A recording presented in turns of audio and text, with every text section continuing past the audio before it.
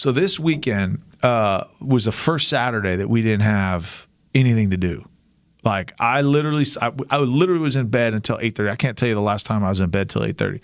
All the kids are in the bed. A week before that. Four kids in the bed. At least since last Tuesday.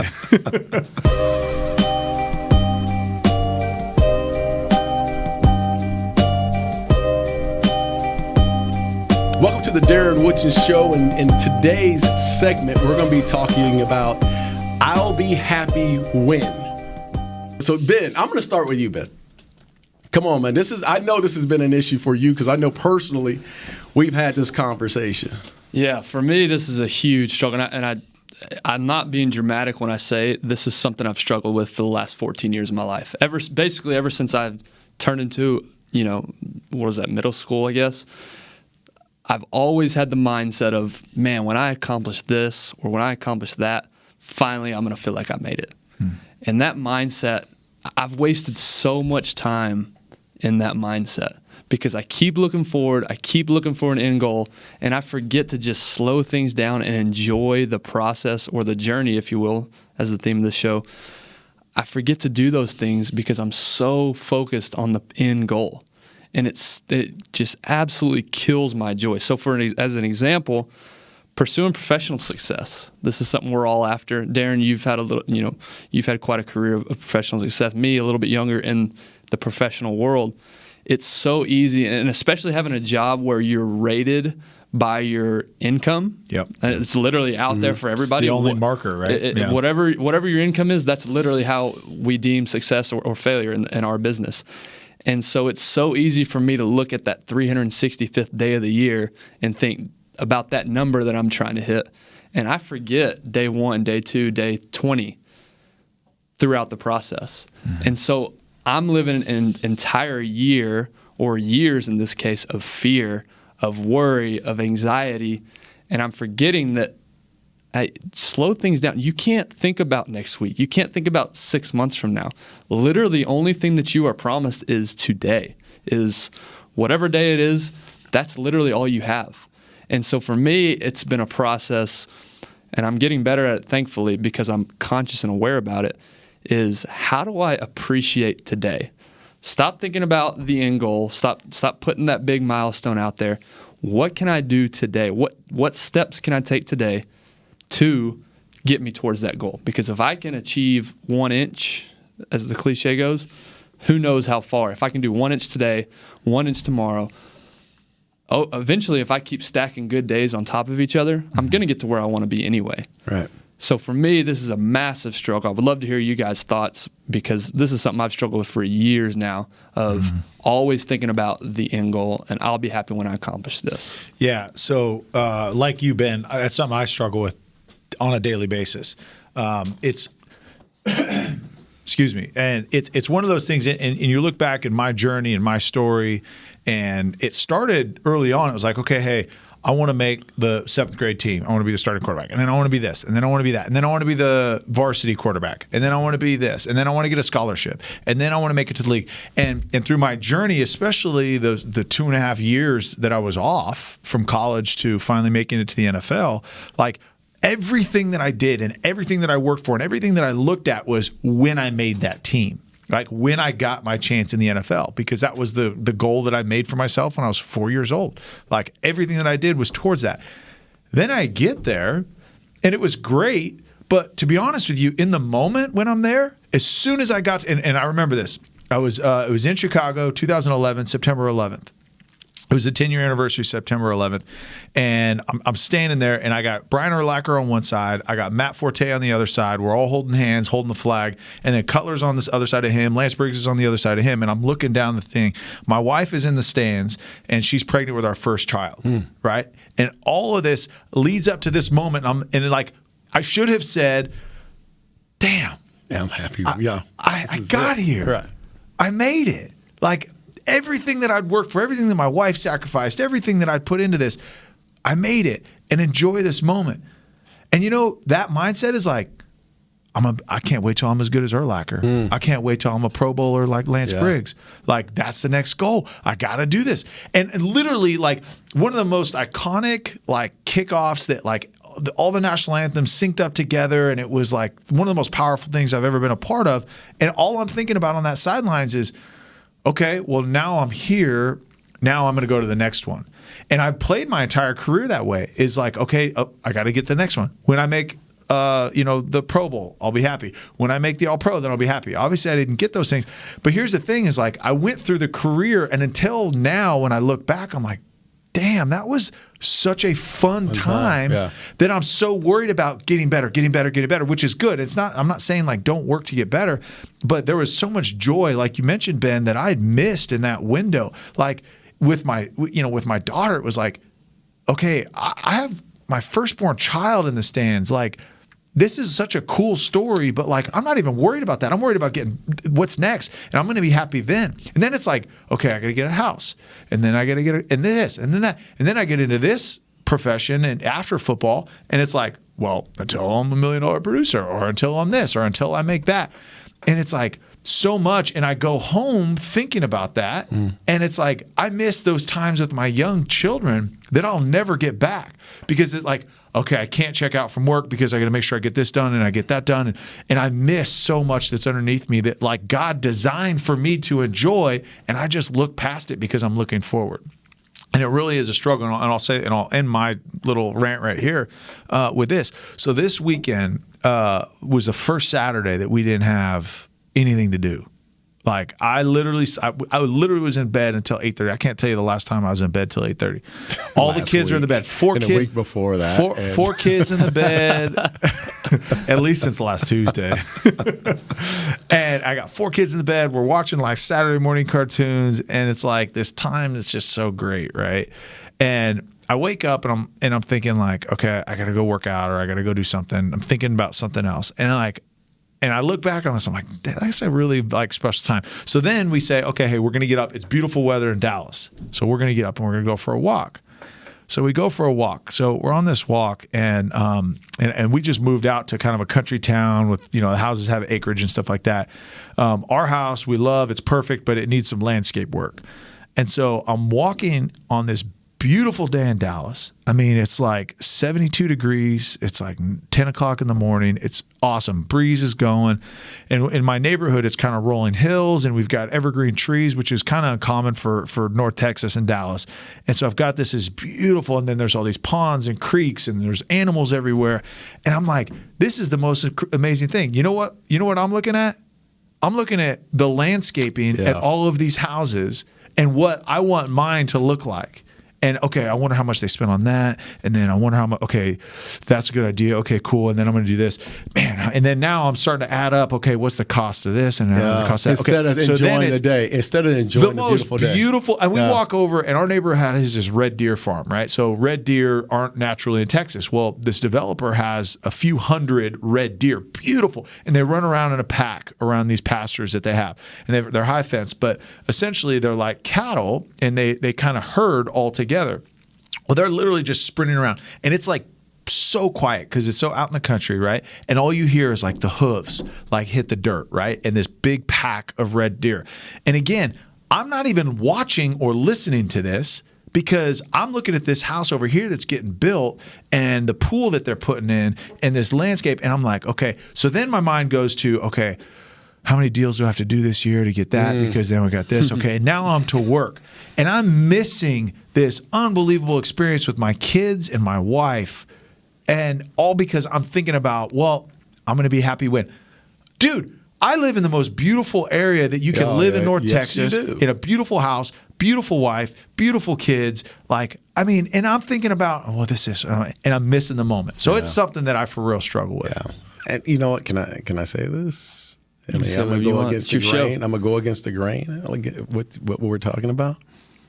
Is that I don't know if we're built that way as humans. I don't know as men or women, or those who have goals and those who have this alpha mentality. I don't know if we're built that way. I honestly don't. I've heard people say it after the fact. I've heard Michael Irvin used to always say, former teammate, he was in the moment. If anybody I've ever known in my life, Michael Irvin was in the moment. And he enjoyed every ounce of the moment. The cameras on him, the people and the love and all that. He would just soak it up. I can still remember Mike just being around. He understood the moment more than anybody. Yeah. He understood the history of this team going, winning 2 back-to-back Super Bowls, and he wanted 5. He was in the moment. But in the end, when I really start to look back out, even at my own life, I don't know. I mean, I won the Super Bowl in 1992, my first year in the league, and the next day I was already thinking about next year. I look at I same thing. I mean, I've been pretty successful. I was the highest paid safety in got a big contract, and the next day I'm thinking of the next contract. It's like the never-ending story. I don't know if I'm built to ever say, well, my number is 100 million, and if I reach 100 million, that's it for me. The hell no, because the next day I'll be back in the office, and I'll be grinding back away. It's who we are. Now, look, there's parts of the journey that, yes, and that you definitely want to enjoy those things, and I get it. But I don't know if that's really, like, deep down inside. I don't know if we're built that way. Well, but I think what you just said actually feeds to the point we're trying to make. You were just saying how the very next day after you won the Super Bowl, you were right on to the next one. Yeah. And the point is, whatever your goal is, whatever that end game is, it's not fulfilling. No, you're going to be not. right on to the You're next right thing. back in. So the point is, why do we spend, if 98% of our life is spent in the pursuit of something, why in the world are we so focused on that 2% that's just fleeting anyway? It's not fulfilling anyway. So why can't we learn ways to begin enjoying that 98%? Because the 2% is not going to do much for you. No. It'll feel good for a day. It'll feel good for a week. I remember when I was, after my senior year in football in college, my last year, a goal of mine was playing in the NFL. I didn't accomplish that goal, but I tore my ACL my senior year, the 8th game of my senior year. And I remember working like a dog for pro day to try to get back. 4 months of rehab, 6 hours a day, every single day. I was so determined to get back healthy and back on the field. And I remember the draft came, and I knew I wasn't going to get drafted. I wasn't a high enough prospect to, especially then, overcoming a knee injury. And so the whole draft goes, and the last day is on a Saturday back then. I don't know when I guess maybe it still is. Yeah, same thing. So Sunday morning, I remember the Washington Redskins call. And they say, hey, we want you to come. We think you're a great player. We want you to come to camp and be a part of our rookie mini camp. And in the moment, everything that I'd worked so hard for was coming true. And I just remember thinking how good it felt that day. But I can vividly remember the next day I woke up and that feeling was gone. The feeling turned into anxiety. Mm-hmm. The feeling turned into panic of now I've got to go and perform. But I had worked so hard for that one phone call. I'd worked longer than that, but 6 months previous to that, rehabbing like crazy, doing everything I could, all focused on that one goal, and that feeling lasted one single day. Yes. Yeah. That sticks with me and will stick with me forever because I didn't take time during that process to appreciate I'm getting to run again. I'm getting to walk again. Absolutely. I'm getting to walk again. Yeah, because we take it for granted. Yeah, when you tear your ACL, you're off your feet for 4 weeks. Yeah. And so I didn't take time to appreciate being able to walk again. I didn't take time to appreciate being able to jog and run again because I was so hyper-focused on that end goal. And that's fine. That propelled me, and that's what kept me going. But my point is that feeling only lasted a day for me. And I forgot to enjoy the process leading up to that. That's the 98% I'm talking about. Yeah. Yeah. So I go through this every day. I mean, I've gone through this with my daughter. My daughter Miranda is 23 years old now. And she has told me my entire life that I never enjoy the moments. It's like she says, like, you're numb. You really don't. To those moments. and it's true, man. I think we have this topic. When we brought this topic up, I was thinking, that's my daughter talking to me. That's my wife always talking to me about, you always say, I'll be happy when this happens. But then when you get there, it's just like, man, just all right, thanks. Let's go. But deep down inside of me, there's so much burning. Like, there's so much burning. There's so many things that I want to accomplish. I remember when I was a kid, my grandfather died at an early age. He was 63 years old, man, and I was young. I was like 7 years old, and I can remember doing the math and going, as a kid, going, wow, he was 63 years old and blah, blah, blah. And I was like, damn, I don't have much time. Like I'm trying to burn it, man. I'm trying to go as hard as I can, and I want to enjoy. I want to stop for those seconds, and I want to enjoy those because and the thing is, I think I appreciate when people really stop for a second and go, okay, man, that's awesome. We did this and we done that, and they really can enjoy it and have a good time. I just don't know if, like, within me, if I'm built that way to get there. So what my question is it's a mental state, right? It's a mental shift to actually enjoy it. I'm not saying that actions need to change, and not saying that goals shouldn't change, because just because you get to a goal doesn't mean your next goal doesn't stop. Right. But I think where the healthy way to do it, and right, enjoy the moment and all these things, is that, okay, you reach that goal, like, celebrate it, live in it. Don't let the next goal consume you. Like, still take those steps. Still don't let the next goal ruin that day. Yes. Because that's what it is, right? And I do. Because I honestly do. Yeah, because I set a goal, and now it ruins my day, because now I got to think about all the things that I've got to do to get that next goal. And then I get there, and then it's like, it's ruined, because now I got to think of all the work that I got to do for the next one. And I get it. But letting it ruin our days and having that overwhelming, like, I want what's next, I want what's next, I want what's next, because ultimately then you're just chasing the never-ending dream, and you'll never be satisfied, and you'll never get those things. So it's just a mental shift to say, because, really 98% of our time is in pursuit of that, right? Like Ben said, 98% of our time is in pursuit of that. That's 98% of our time. We have a finite time on this planet, right? Depending on your spiritual or your faith base, like, right? But on this earth, 98% of our time or more is spent in pursuit of something to attain. And if we spend that 98% focused on that and not enjoying all the wins along the way, I mean, why live? Yeah. Like, true. Why? So true, man. Because so true. because if you're not gonna embrace the joy that is designed for us to have, especially living where we live, like, why are we doing it? Yeah. One of the ways that a tangible way I've started to try to shift my mindset, and I haven't been doing this very long, but I got this from my parents, being grateful. And how I do that is I start out each morning. I wake up early, and and this is just me. Whatever, you can get this however you want to do it. But for me, I wake up, and the first thing I do is I have what I call my quiet time. And that's the time between me and God, where I'm writing notes, I'm writing goals down, I'm praying. But my prayers have shifted from, hey, I want this, I want that, can you please give me do this, to I am thankful for my wife. Yeah. I am thankful for my 2 sons. I am thankful for the house you blessed me with. I'm thankful for the job and the people.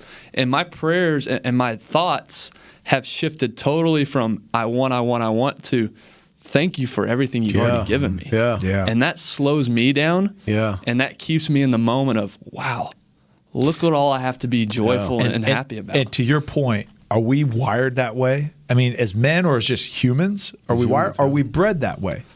Right? I think of my kids, and this reminded me of one thing we do in CPS. Please don't come and take us, but like, our kids, and they pray like, oh, please, let us have a good day tomorrow. I want this, I want that, I want this, I want this. And one thing that Tiffany and I have really tried to do is instill gratitude and thankfulness. So anytime, and there was one time my daughter was 3 or 4, and it was December and it was cold. And we're like, okay, hey, let's go ahead and pray for what you're thankful for. And she's like, snaps back like, I'm not thankful for anything. We're like, oh, really? You're not thankful for anything? So you're not thankful for the roof over your head? Okay, cool. Well, let's go stand outside for a little bit. And we made her stand outside in the cold for 5 minutes. Oh, man. I know, CPS. Don't. I know where you live. I live in Coppell. Come find me. Yeah. But it's one of those things, and really the perspective shift. You're like, it's perspective. Go serve in another country. Go serve in South Dallas. Go serve in South Central LA. Go serve in these neighborhoods, and really, instead of saying, I'm in pursuit of this, pursue this, look, trying to be great, I'm not shutting that down at all, but also just being thankful along the way. Absolutely. Because if you take a mindset of gratitude and you have perspective that, holy smokes, like we live in the best country in the world, we have the most freedom, we have the opportunity to gain anything that we want that we're willing to work for, let's just be thankful for that. Not saying I'm going to stop working, but let's be thankful, because then it's like the sense of gratitude, that's like, okay, like, I don't necessarily deserve this, but I have it. Yeah. Like, we didn't choose to be born in the United States. Let's all remember that. I wasn't born here. Oh, please. Yeah, so you got a perspective. Which leads You got me a to my different perspective. Absolutely. Right. But we won the lottery by being born in the United States. And not everyone was born equal. And I'm not saying that. Like, there were challenges that people that they have to overcome, that they don't choose who they're born to. Right. But either way, if you live in the United States, and 99% of our country is considered wealthy on a global scale, right? The amount, if you're making $16,000 a year, you're considered wealthy across the globe. So let's just take a perspective of gratitude, because I think that when you have a perspective of gratitude and you have a perspective of I'm just thankful for what I have, then you can enjoy the things that are around you. Enjoy the house that you live in. Enjoy the meals that you get to eat, the clothes that you get to wear. Yeah, and we're on the topic of I'll be happy when, if you're tuning in, and it goes back to Ben. I mean, really. I mean, I'll tell you guys. You guys know me. It's been a problem of mine forever, and I've had so many people tell me this over the years, loved ones and friends and everyone. Man, just slow down, man, and enjoy the moment. And I think you hit it on the head, man. And that's probably going to be something I'm going to do. Is by the fact of just, I wake up early enough in the morning where I can sit and enjoy my time. And whether it be in prayer, or just meditation or whatnot.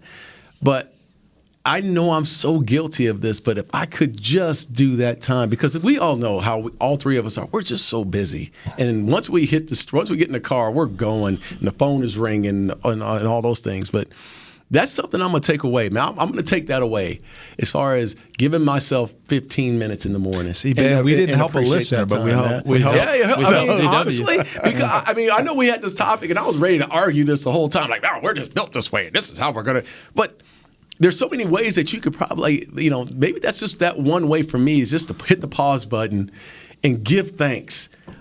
Because I have so much to be thankful for. Oh, my gosh, yeah. I mean, I know where I came from and the things I've been able to overcome, but just never took that moment to really sit back and appreciate that. And again, daughter, wife, and everyone is telling me that. You've even told me this, so I'm gonna take that to heed, man. I'm gonna sit back and meditate on it. We kind of breezed over it a little bit, but I mean, both of you have mentioned it, but also maybe in order to be, show the thankfulness and gratitude, like set aside that quiet time. Like whether it's first thing in the morning or, hey, when I get home, or, hey, I'm going to sit in the driveway. I know a handful of people before they go inside, they say, okay, hey, I got 10 minutes in the car and I'm just it's quiet time. Before I go back in the house, the craziness, whether you got kids or spouse, whatever it is going in.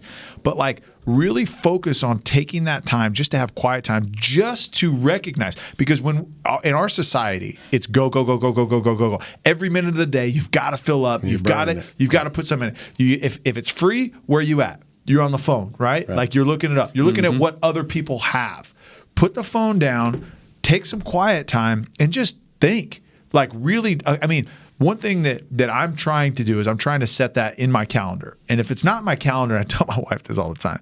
I'm like, if you need me to be somewhere, just send me a calendar. Oh my God, I'm the same way. Hey, if it's not in my calendar, it doesn't exist. But that's what we live by, and that's not. So okay, if you're going to live by this, and you're going to be run by your phone, and run by technology, and run by business, and run by all these things, at least set a time in there to actually sit back, meditate on the things that you actually do have, because it does allow you to actually enjoy those things. Because then you're like, oh crap, like I really don't have to have a pool. Like, I mean, that is a total blessing. And I dread when my kids want to go out and swim, and it drives me crazy because I got other stuff to do. It's like, nah, you know what? I'm lucky enough to have the means to put a pool in or buy a house that has a pool in it.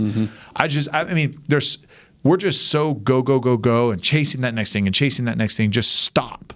And honestly, from some of the things that I've learned, and it's been a lot of research, a lot of listening, and trying to understand from much wiser people than myself, is like you can do a lot more when you stop for a second and you actually, okay, look, I'm going to be in the right mindset. I'm going to get myself in the right mindset rather than just like going and aimlessly wandering through life. When you actually stop and have perspective on what you're about to do, like you can actually increase productivity. I mean, I know. Okay, so there's a guy. There's a guy, Matt Chandler, a really famous, preacher out of Flower Mound, Texas. One day a month, he leaves his phone at home. He drives to Oklahoma and he just sits for an entire day. And he's like, that increased my productivity outside of that tenfold. Yeah. So and I can see that. That leads into another thing we were talking about, strategies, ways to start thinking about the now and I'll be happy when, that mindset. Service. You know, we had Jake Schick on, U.S. Marine, previous episode. If you haven't listened, go back and listen to that one. He talks about, he phrases it as soul work. And, you know, you were talking about we're all lucky that we were born in the U.S. Well, I was not. I was born in Rio de Janeiro, Brazil. My parents gave me one of the best gifts you can possibly give your kids, in my opinion. Took you to the beach there in Rio? That's right. That's right. All the ladies. I'm just kidding. Yeah. No, my parents were missionaries in Brazil. And so they gave me something growing up that I think I'm so thankful for now, which is perspective and a servant mindset. When's the last time you went to serve? You guys serve all the time. When's the last time you went and served somebody and were stuck thinking, man, I don't have this or I don't have that? Oh, man. Or I'll be happy when you don't, because we were designed as human beings to love and be loved, as Jake says again. When you're serving people, it is almost impossible to start thinking about what it is that you don't have, because 9 times out of 10, you're serving people that have less than you. And so what kind of D-head are you if you are thinking about what you don't have while you're serving these people? Say D-head. I don't think we're monitored by the ABC? What's the? I don't know. Censorship. I'll censor myself. No, but really, like if you're ever just frustrated with your kids, go to the pediatric ward at your local children's hospital. Oh man, so don't do that. I'm just saying. Don't do that, it's perspective. Man. But it is perspective, and it's. It's a part of life. It's something that I know that I have to overcome. And again, I'll go back to it, man. I'm trying to figure that out because, with happiness, like you just said it a minute ago, the best decisions I've ever made. I've been mad at my wife or mad at or someone else and been highly upset. And what saved me 99.9% of the time was the fact that when I paused, just paused, and thought about the situation before I went recklessly, forward. That's what usually calmed the situation down when I just sat back and said, okay, let me just think about this before I go in there and have a comment or make a comment or challenge someone else. Mm-hmm. But it's the same thing. I think it applies across the board. Is giving, and I'll speak just for myself, giving myself the time alone.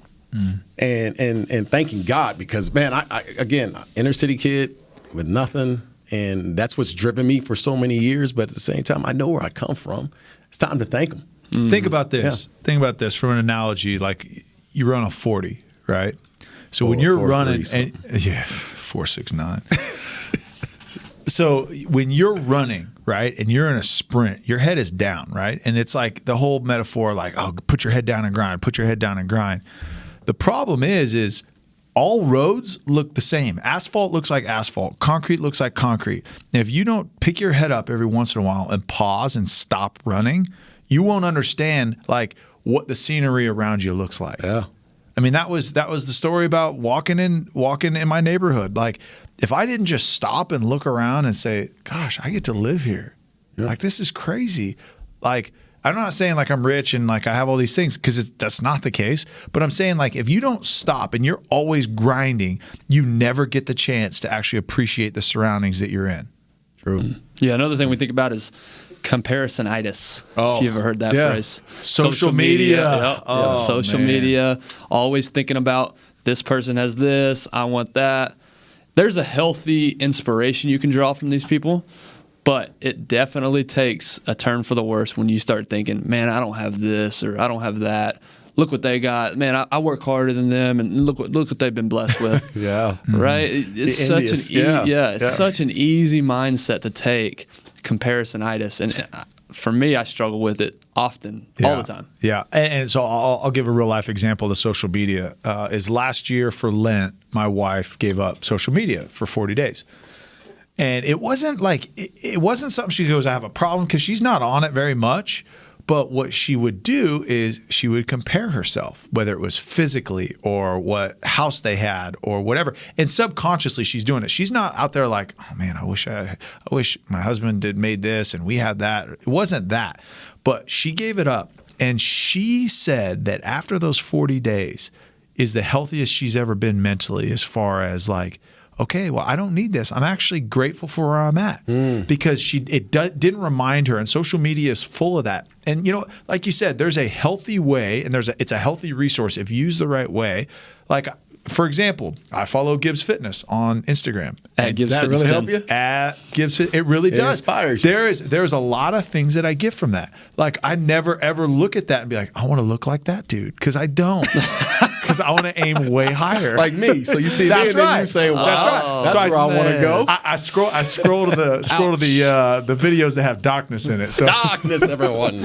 And so, but really though, like a real life example is like, it does give you just when you pause, right? And you're not looking at chasing what is next, because that is what our culture is, and our culture reinforces that. And Darren, you talk about it, right? We're just naturally wired to want what is next. Right. And so if you can just take a step back and just self-reflect for a little bit, take a healthy break from social media. I mean, for my wife, it changed her. It really did, because she started to get insecure. She started to compare herself to all these things, and then she just wasn't happy. She could not escape it. Whether she was on social media or not, she just couldn't escape it because it was in her mind. And that's the key, is finding that happiness. Darren, we've had this conversation before. You've accomplished just about everything there was to accomplish on the field, but there's still that one thing out there, that one thing that you really, really want bad. If you're being honest, and I'll be happy when. I'll be happy when. What is that? It's that gold jacket. Mm-hmm. And I'm not sure. I mean, listen, reality-wise, I know I won't be happy when I get there, but it's something that I've always wanted, was the gold jacket, because I worked so hard and I put so much time in, and I felt like, it's like I'm deserved. I mean, I need that jacket. And man, that would look.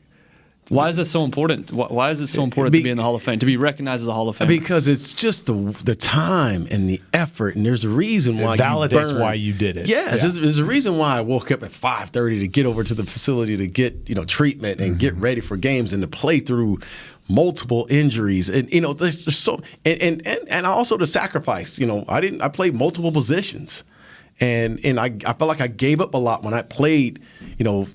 When I was covering the slot receiver, I wish I would have just played the safety position. I ought to be in a Hall of Famer already. I mean, there's so many of those things that fly around in my mind, and I've won at the highest level.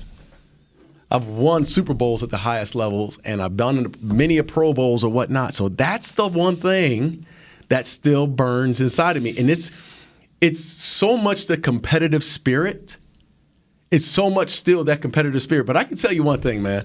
And listen, just through this conversation, I've learned so much. But just through this, I'm serious. Through this short conversation, I know once I get the jacket, and it's going to happen at some point, but once I get the jacket, I can't take it anywhere with me. Oh, I can't. No, man. No. I can wear it to the office every day. No, you'll wear it to the gym, and maybe he'll wear it to the movie theater on Friday night. He'll wear it while we're working out. He's going to shower. He's gonna be at Nick and Sam's in Uptown Dallas wearing his gold jacket. He's trying to relive the glory days. Hey, but okay. So here's a question though: is you're like, I'll be happy when, but what can you do between now and then that controls that? Nothing. I can't control that at all. So you're going to let something that you can't control exactly dictate your ultimate happiness until someone else decides that you've earned that. Exactly. And that's not, and again, I know, and listen, at least I came out. I'm out the closet. I have a problem. At least I came out. All right, 11 more steps, Darren. But it does. It burns into me that Yeah. I want to enjoy my life. I really do. I mean, ultimately, man, just watching what's going on, especially over the last few weeks. I mean, the Kobe deal really hurt me, man. I mean, it really hurt me because I saw a man that, you know, that I inspired. He just totally inspired me because of his work ethic and the accomplishments that he had and being a good father and doing all the little things. So he was huge inspiration, but at the same time, he can't take those accolades with him. Nope. He can't take any of that. But what he did leave was a legacy because he touched so many other people. Mm-hmm. And maybe that's where I am right now. I can't worry about those little things. I just got to continue to be a positive reinforcement for young kids and enjoy the moment. Mm-hmm. I want to go on that legacy thing, right? And happy win and worried about maybe these tangible things, but what really matters at the end of the day, and it's legacy, right? Talk about it. And here's an example that I heard recently is you're at a funeral, at your funeral, right? And you're up front, or the pastor or minister or whatever's up front. And he says, okay, who here was directly influenced or impacted by, let's just use you as an example, Darren, okay? Maybe 6 people raise their hand. He said Whatever. 10 when he told us the story the other day. Yeah, 10. 10, right? And so then it's now about, okay, of you, how many of those people that are standing now, everyone else left, how many of those people impacted you? Now you're talking about your legacy, not just reaching those people that you actually, and Jake Schick walked us through that, right? Yeah. And so it's about the legacy, the impact that you have on people. That is what survives your mortal life, right? Right. And what you do with your kids and the father that you were, the husband that you were. Think about this, right? The husband that you are to your wife is the expectation that your kids have of what a husband is supposed to be like, which then has impacts. So it's all of those things, but we are so wrapped up in this tangible chase, which nothing wrong with it. Like there's nothing wrong with wanting to be wealthy or to have, things.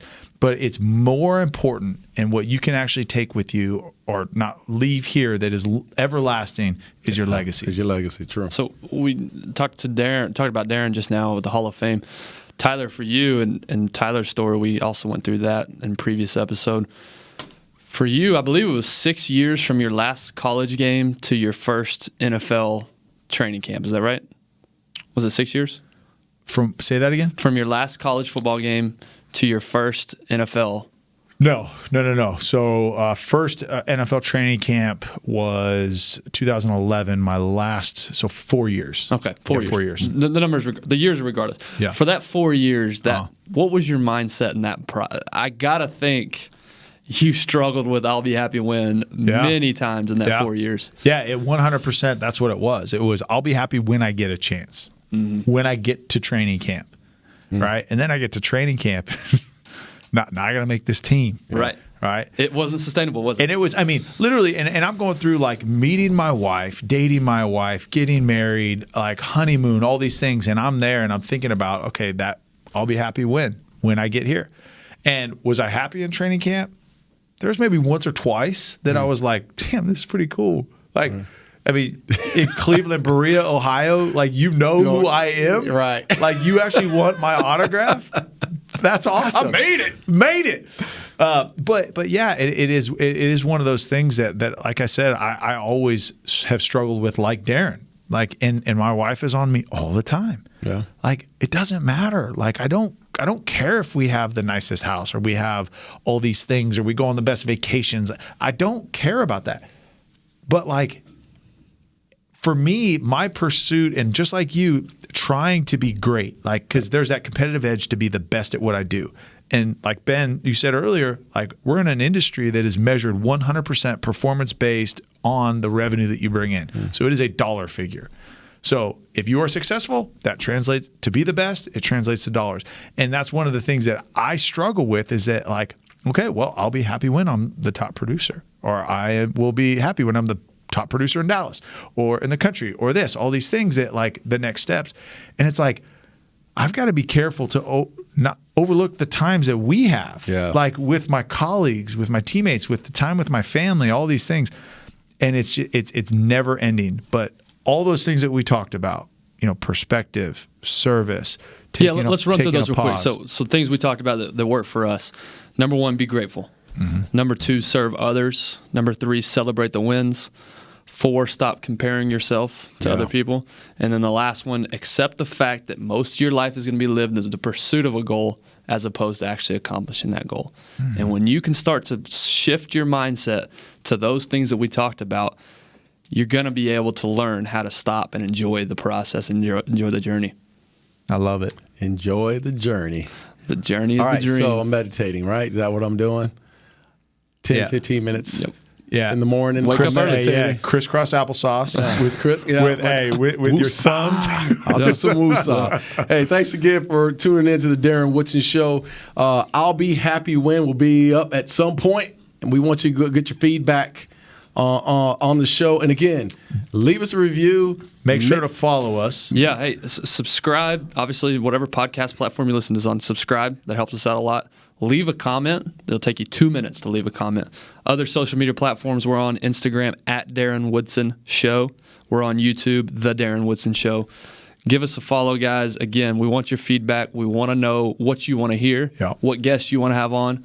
But the way that this thing grows is by you guys sharing and helping us out in that way. And that's what we're built around. We're built around providing real, transparent stories about what is important to you and not what Darren decides or what I decide or Ben decides or what's on the news. Like, what is real life, what is transparent, and what is going to help you overcome those obstacles that are in front of you that you may have just be struggling to push through or go over. The Darren Woodson Show. We'll catch you next time around. It's a wrap.